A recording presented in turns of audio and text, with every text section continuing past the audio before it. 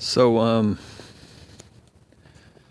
watching this Alexander Grace video, and he's talking about escorts, or he's talking about sugar babies, right? And,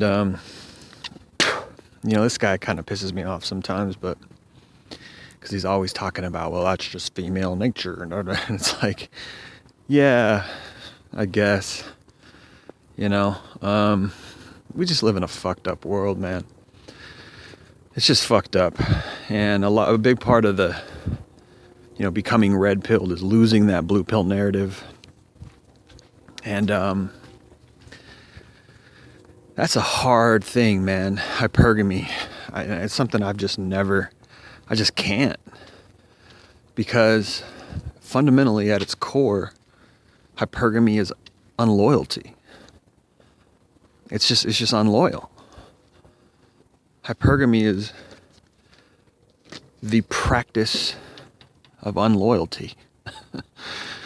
So he's talking about how women are very comfortable with, using sexuality to get resources. They're very comfortable with prostitution, essentially, right?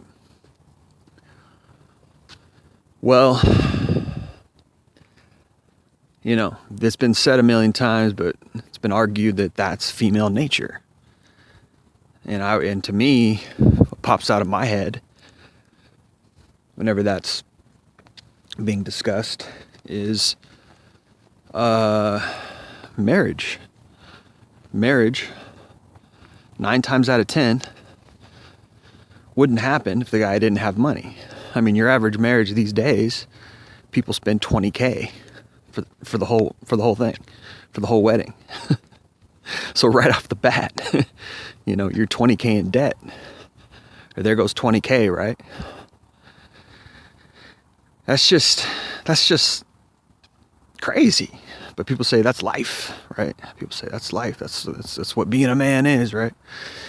And I remember living with this guy when I was in my early 20s, 20 years old to about age 21, 22. Living with this guy who had a young family. He was about 33. His wife was like 28, something like that. He had 2 young kids, and he was a jeweler, which, he didn't make a whole lot of money, but he paid a mortgage, he made enough. And he said, women are expensive. That's what he said. It's the only thing he said to me. Looking back, I don't know if I respect that anymore. Looking back, I don't know how much of a good guy he was. He had some certain qualities where he cared about me and certain things he was trying to help me with and instill in me.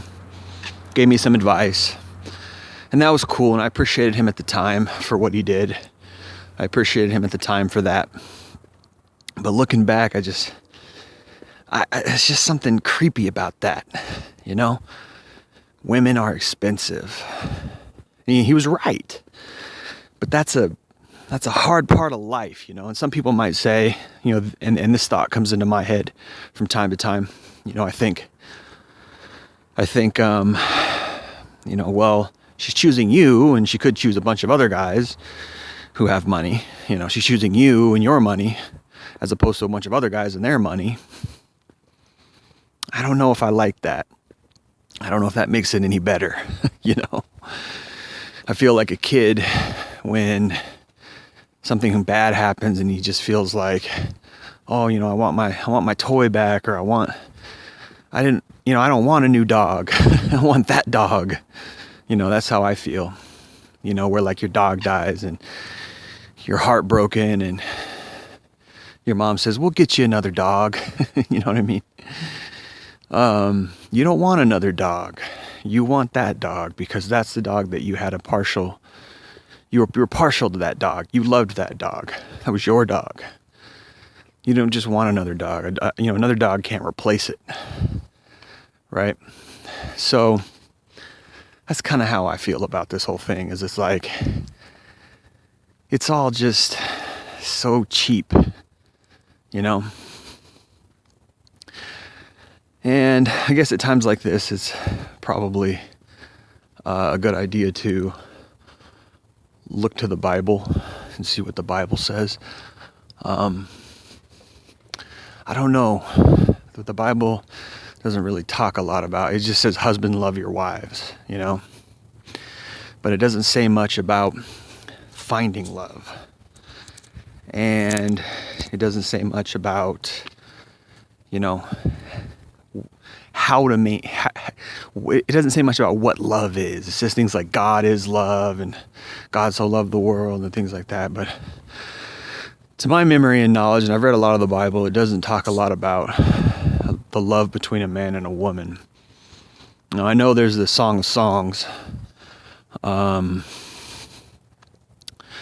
of Solomon or whatever, which can be very, you know, I suppose there's, you know, it's a good example of a masculine, feminine frame, you know, but, I guess you could argue that. I guess you could argue that the Bible,